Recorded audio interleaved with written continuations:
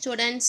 So நம்ம last கிளாஸில் வந்துட்டு சாப்டர் 21ல் ஃபுட் ப்ரிசர்வேஷன் அதை எதுக்காக நம்ம ஃபுட்டை ப்ரிசர்வ் பண்ணுறோம் அதில் இருக்கக்கூடிய டிஃப்ரெண்ட் மெத்தட்ஸ் பார்த்தோம். ஸோ இன்றைக்கி இந்த கிளாஸில் என்ன பார்க்க போகிறோன்னா addition of preservatives, adulterants and food quality control பற்றி தான் இன்றைக்கி பார்க்க போகிறோம். ஸோ ஃபஸ்ட்டு டாபிக் என்ன, அடிஷன் ஆஃப் ப்ரிசர்வேட்டிவ்ஸ், எப்படி ப்ரிசர்வேட்டிவ்ஸை ஆட் பண்ணுறாங்க அப்படின்னு பார்க்க போகிறோம். பேஜ் நம்பர் 251 இருக்குது. Food can be preserved by adding natural and synthetic preservatives. அதாவது வந்துட்டு ஃபுட்டை வந்துட்டு நம்ம எப்படி ப்ரிசர்வ் பண்ணலான்னா நேச்சுரலாக இருக்கக்கூடிய ப்ரிசர்வேட்டிவ்ஸை யூஸ் பண்ணியும் ப்ரிசர்வ் பண்ணலாம், இல்லாட்டி நம்ம தயாரிக்கக்கூடிய ஆர்டிஃபிஷியல் இல்லாட்டி சிந்தட்டிக் ப்ரிசர்வேட்டிவ்ஸை யூஸ் பண்ணியும் நம்மளால் ஃபுட்டை ப்ரிசர்வ் பண்ண முடியும். First, natural preservatives. Some naturally available materials like salt, sugar and oil are used as a food preservatives. அதாவது நேச்சுரலாக இருக்கக்கூடிய சால்ட்டு, சுகர், ஆயில் இந்த மூணையும் யூஸ் பண்ணி நம்மளால் வந்துட்டு ஃபுட்டை வந்துட்டு ப்ரிசர்வ் பண்ண முடியும். ஃபஸ்ட்டு அடிஷன் ஆஃப் சால்ட்டை ஒரு ஃபுட்டில் ஆட் பண்ணுறது மூலிமா எப்படி அந்த ஃபுட்டு வந்துட்டு ப்ரிசர்வ் ஆகுது. It is an oldest method of preserving food. So food preservation இருக்கக்கூடிய ஓல்டஸ்ட் மெத்தட் என்னென்னா சால்ட்டை வந்துட்டு ஆட் பண்ணுறது தான். Addition of salt removes the moisture content in the food by the process of osmosis. So சால்ட்டை வந்துட்டு ஒரு ஃபுட்டில் ஆட் பண்ணுறோம் அப்படின்னா அந்த ஃபுட்டில் இருக்கக்கூடிய மாய்ஸ்டர் கண்டென்ட்லாம் ரிமூவ் ஆயிரும் ஆஸ்மாசிஸ் மூலயமா. This prevents the growth of bacteria and reduces the activity of microbial enzymes. So இப்படி இந்த மாய்ஸ்டர் கண்டென்ட் அந்த ஃபுட்டில் போயிடுச்சு அப்படின்னா அங்கே பாக்டீரியா அண்ட் மைக்ரோபியல் என்சைம்ஸோட ஆக்டிவிட்டியை வந்து ப்ரிவெண்ட் பண்ணி அங்கே எந்த மைக்ரோ ஆர்கனிசம்ஸும் க்ரோ ஆகாது. Meat, fish, gooseberry, lemon and raw mangoes are preserved by salting. அதாவது மீட், ஃபிஷ், கருவாடு சொல்கிறோம்ல, ஸோ அதெல்லாம் எப்படி ப்ரிசர்வ் பண்ணுவாங்கன்னா இந்த சால்ட்டு மூலிமா ப்ரிசர்வ் பண்ணுவாங்க. நெக்ஸ்ட்டு கூஸ்பெரி, லெமன், ரா மேங்கோஸ் இது எல்லாமே வந்துட்டு அந்த இதில் வந்துட்டு சால்ட்டை ஆட் பண்ணி அதை ப்ரிசர்வ் பண்ணுவாங்க. Salt is also used as a preservative in pickles, canned foods, etc. So இந்த சால்ட்டை வந்துட்டு எங்கே யூஸ் பண்ணுறாங்கன்னா பிக்கிள்ஸில், கேன்டு ஃபுட்ஸ்லாம் வந்துட்டு ப்ரிசர்வேட்டிவாக வந்துட்டு யூஸ் பண்ணுறாங்கங்கிறாங்க. இதுதான் ஃபஸ்ட்டு நேச்சுரல் ப்ரிசர்வேட்டிவில் சால்ட்டை யூஸ் பண்ணி எப்படி ஃபுட்டை ப்ரிசர்வ் பண்ணுறாங்க. Next addition of sugar or honey is added as a preservative to increase the shelf life of fruits and fruit products like jams, jelly, squash, etc. இந்த sugar இல்லாட்டி ஹனியை வந்துட்டு ப்ரிசர்வேட்டிவாக add பண்ணும்போது அந்த ஃப்ரூட்ஸோட ஷெல்ஃப் லைஃப் பீரியட் வந்துட்டு அதிகமாகும். Fruits மட்டும் இல்லாமல் அதுலேருந்து வரக்கூடிய ப்ராடக்ட்ஸான ஜாம்ஸு, ஜெல்லி, ஸோ அதோட ஷெல்ஃப் லைஃப் பீரியடு அதிகமாகும். The hygroscopic nature of sugar or honey helps in reducing the water content of the food and also minimizing the process of oxidation in fruits.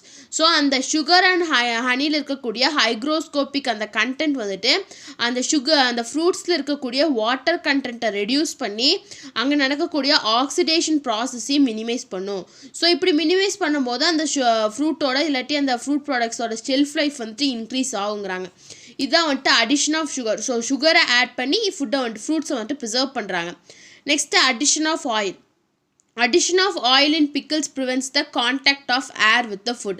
So pickles ஊறுகாலையெல்லாம் பார்த்தீங்கன்னா நம்ம வீட்டில் வந்துட்டு நிறைய எண்ணெய் சேர்ப்பாங்க. எதுக்கு எண்ணெய் சேர்க்குறாங்கன்னா அந்த ஃபுட்டு வந்துட்டு ஏர் கூட எந்த விதமான கான்டாக்ட்டுக்கு வராதனால.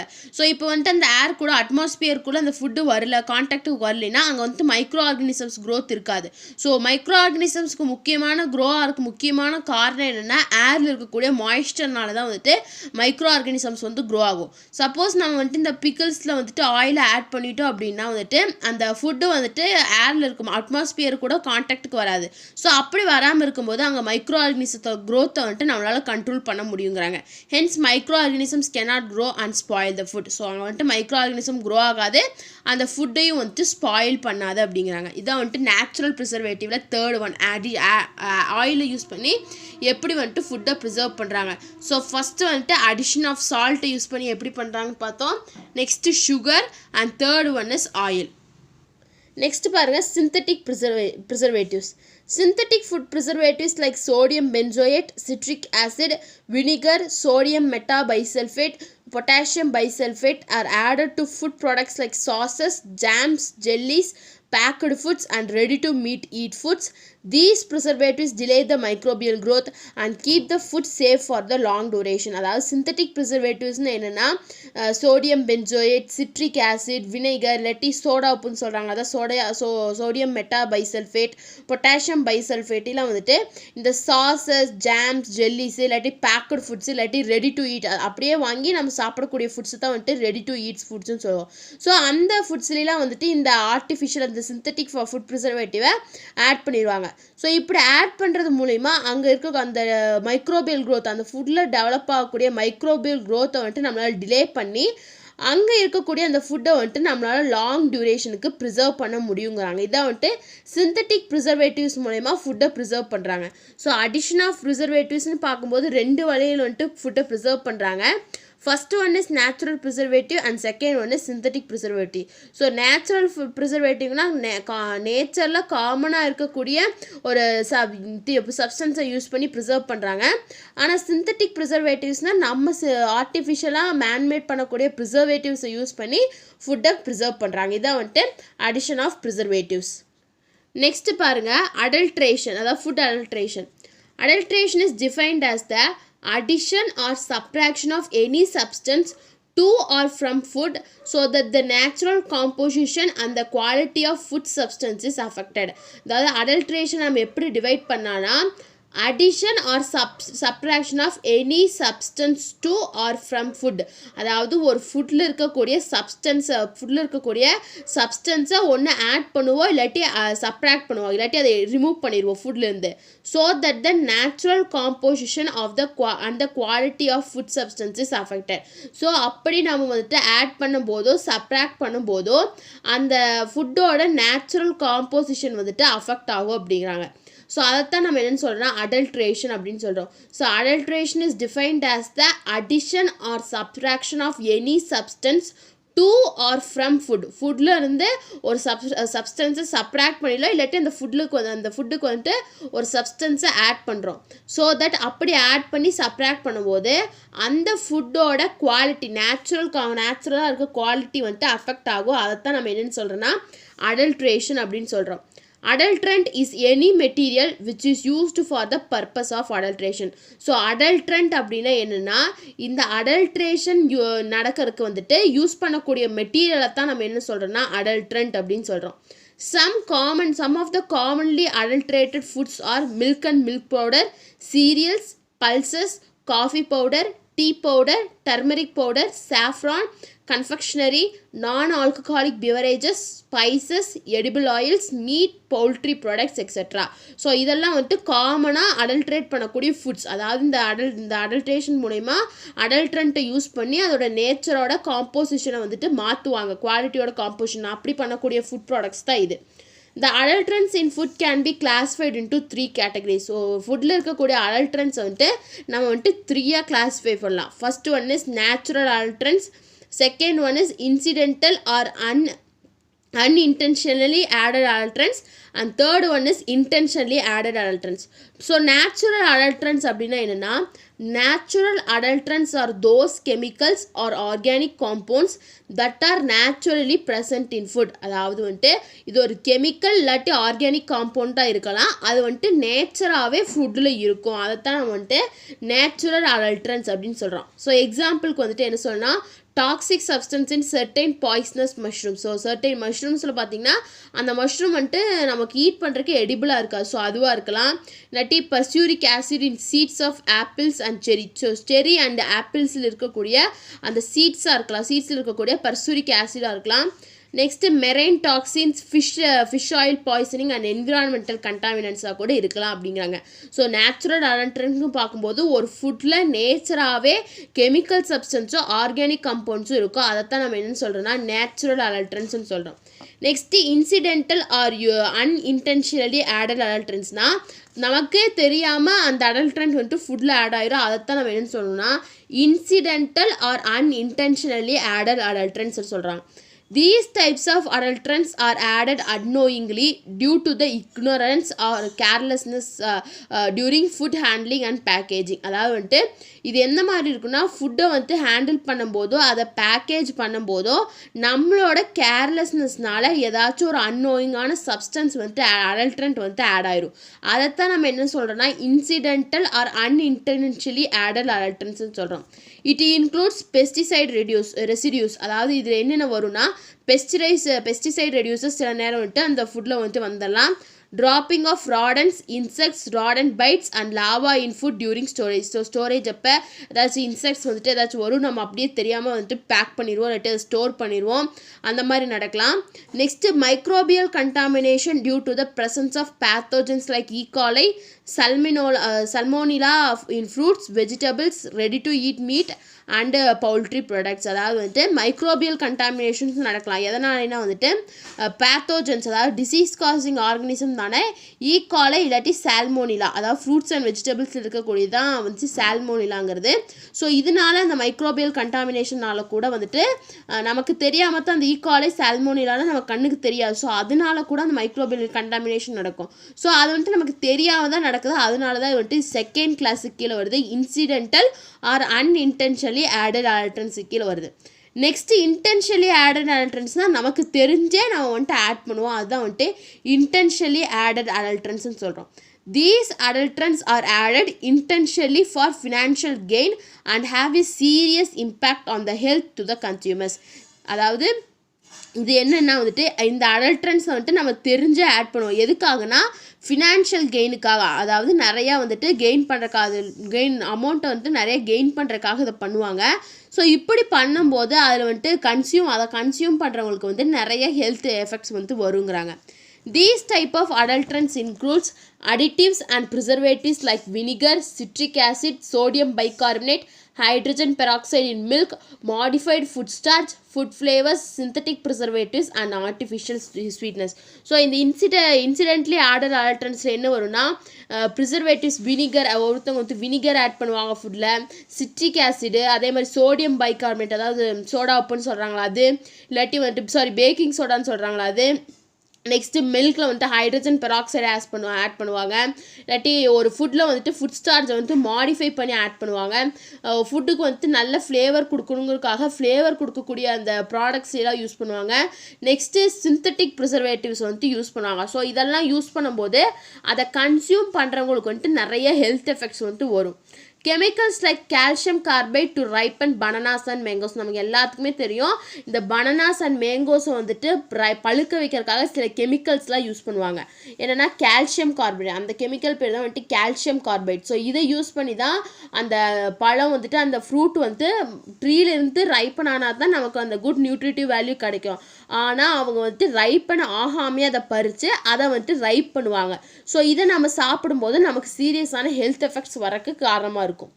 Next, non-certified food colors containing chemicals like metallic lead are used to give colors to vegetables like green leafy vegetables, bitter gourd, green peas, etc. These colors are added to give fresh look to the vegetables. அதாவது non-certified ஆன food colors, அதாவது வந்துட்டு எந்த கெமிக்கல்னா வந்துட்டு metallic let அப்படிங்கிற அந்த கெமிக்கலை வந்துட்டு எங்கே யூஸ் பண்ணுவாங்கன்னா வெஜிடபிள்ஸ் யூஸ் பண்ணுவாங்க. எதுக்காகனா அந்த வெஜிடபிளோட கலர் வந்துட்டு நல்ல ஷைனிங்காக தெரியணும் அப்படிங்கிறதுக்காக யூஸ் பண்ணுவாங்க. ஸோ அப்படி அந்த வெஜிடபிள்ஸ் நம்ம யூஸ் பண்ணும்போது, அந்த கலர்ஸை யூஸ் பண்ணும்போது அந்த வெஜிடபிள் வந்துட்டு ஒரு நம்ம நல்லா ஃப்ரெஷ்ஷாக இருக்கிற லுக்கை வந்துட்டு தரும்னு சொல்கிறாங்க. ஸோ அதை நம்ம கன்சியூம் பண்ணும்போது அதனாலே வந்துட்டு சீரியஸான ஹெல்த் எஃபெக்ட்ஸ்லாம் வரும் அப்படிங்கிறாங்க. Next, edible synthetic wax like shellac or carnauba wax is coated on fruits like apple, pear to give a shining appearance. அதாவது சிந்தட்டிக்ஸ் வேக்ஸை கூட வந்துட்டு ஃப்ரூட்ஸ் மேலே கொண்டு வருவாங்க ஆப்பிள் அண்ட் பியரில். எதுக்காகனா அது ஒரு நல்ல ஷைனிங்கான அப்பீரன்ஸை கொடுக்கறதுக்காக அப்படின்னு சொல்கிறாங்க. ஸோ இதான் வந்துட்டு இந்த இன்டென்ஷனலி ஆடட் அடல்ட்ரன்ஸு கீழே வரும். ஸோ இதையெல்லாம் நம்ம கன்சியூம் பண்ணும்போது நமக்கு சீரியஸான ஹெல்த் எஃபெக்ட் வருங்கிறாங்க. ஸோ அடல்ட்ரன்ஸை வந்துட்டு நம்ம 3 கேட்டகரிஸாக வந்துட்டு கிளாஸிஃபை பண்ணுறோம். First natural adulterants, incidental or unintentionally added adulterants, next intentionally added adulterants. So natural அடல்ட்ரன்ஸுங்கிற வந்துட்டு ஒரு ஃபுட்டில் நேச்சராகவே இருக்கக்கூடிய கெமிக்கல்ஸும் ஆர்கானிக் காம்பவுண்ட்ஸும் தான் வந்துட்டு நம்ம நேச்சுரல் அடல்ட்ரன்ஸ்னு சொல்கிறோம். இன்சிடென்டல்னால் வந்துட்டு நமக்கே தெரியாமல் நம்ம ஃபுட்டை ஹேண்டில் பண்ணும்போதோ பேக்கேஜ் பண்ணும்போதோ ஆட் ஆகக்கூடிய அடல்ட்ரன்ஸ் தான் நம்ம வந்துட்டு இன்சிடென்டல் ஆர் அன்இன்டென்ஷனலி ஆடட் அடல்ட்ரன்ஸ்னு சொல்கிறோம். இன்டென்ஷனலி ஆடட் அடல்ட்ரன்ஸ்னால் நமக்கு தெரிஞ்சே நம்மளோட மணி கெயினுக்காக நம்ம வந்து ஃபினான்ஷியல் கெயினுக்காக அதை ஆட் பண்ணுறோம். ஸோ அதைத்தான் வந்துட்டு இன்டென்ஷனலி ஆடட் அடல்ட்ரன்ஸ்னு சொல்கிறோம். நெக்ஸ்ட்டு பாருங்கள், health effects of adulterated foods. So இப்படி பண்ணக்கூடிய ஃபுட்ஸை வந்துட்டு சாப்பிடும்போது கன்சியூம் பண்ணும்போது நமக்கு என்னென்ன ஹெல்த் எஃபெக்ட்ஸ் வருது. Consumption of these adulterated foods may lead to serious health effects in like fever, diarrhea, nausea, vomiting, gastrointestinal disorders, asthma, allergy, neurological disorder, skin allergies, immune suppression, kidney and liver failure, colon cancer and even birth effects. அதாவது வந்துட்டு இப்படி இருக்கக்கூடிய இந்த adulterated ஃபுட்ஸை சாப்பிடும்போது இந்தந்த எஃபெக்ட்ஸ்லாம் நம்ம பாடியில் வருது. Even birth effects. So mother வந்துட்டு இந்த அடல்ட்ரேட்டட் ஃபுட்டை வந்துட்டு கன்சியூம் பண்ணும்போது அவங்களுக்கு வரக்கூடிய அந்த ஆஃப்ஸ்ப்ரிங் அந்த குழந்தைக்கு வந்துட்டு ஏதாச்சும் டிஃபெக்ட் வந்துட்டு வந்துடும் அப்படின்னு சொல்கிறாங்க. ஸோ இதான் வந்துட்டு health effects of adulterated foods. Next இது எல்லாம் கண்ட்ரோல் பண்ணுறதுக்கு தான் இருக்கிறதா வந்துட்டு ஃபுட் குவாலிட்டி கண்ட்ரோல் அப்படின்னு சொல்லிட்டு ஒரு சில ஆர்கனைசேஷன்ஸ் இருக்குது. ஸோ இந்த மாதிரி நடக்கிறதெல்லாம் வந்துட்டு கண்ட்ரோல் பண்ணுறதுக்காக the government always ensures that pure and safe food is made available to the consumers. அதாவது கவர்மெண்ட் எப்பவுமே எதை இது பண்ணுவாங்கன்னா வந்துட்டு நாம் கன்சியூம் பண்ணக்கூடிய ஃபுட்டு வந்துட்டு சேஃபாக இருக்கணும் கன்சியூமர்ஸ்க்கு அப்படிங்கிறத வந்துட்டு கவர்மெண்ட் எப்பவுமே என்ஷூர் பண்ணுவாங்க. In 1954, the Indian government enacted the food law known as Prevention of Food Adulteration Act and Prevention of Food Adulteration Rules in 1955 with the objective of ensuring pure and wholesome food to the consumers and protect them for fraudulent trade practices. அதாவது 1954 வந்துட்டு Indian government வந்துட்டு food law அப்படிங்கிற சொல்லக்கூடிய prevention of food adulteration act அப்படிங்கிறத கொண்டு வராங்க. அதே மாதிரி prevention of food adulterations rules அப்படிங்கிறதையும் வந்துட்டு 1955 கொண்டு வராங்க. இந்த ரெண்டோட முக்கியமான ஆப்ஜெக்டிவ் என்னென்னா வந்துட்டு பியூராக அந்த ஃபுட்டை வந்துட்டு பியூராக அந்த கன்சியூமர்ஸுக்கு கொடுக்கறதா வந்துட்டு இந்த ரெண்டோட முக்கியமான ஆப்ஜெக்டிவ் அப்படின்னு சொல்கிறாங்க.